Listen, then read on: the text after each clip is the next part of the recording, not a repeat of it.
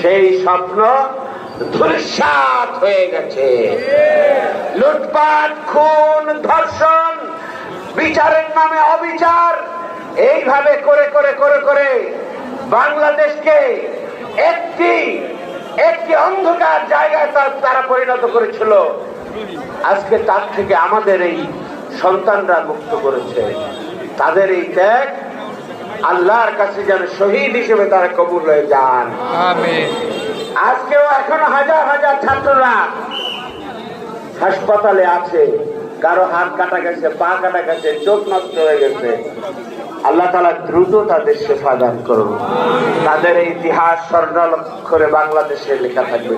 শুধু বাংলাদেশ নয়, পৃথিবীর ইতিহাসে বাংলাদেশের এই বিস্ময়কর বিপ্লব জাগরণ তৈরি করেছে। এখন বাংলাদেশের কথা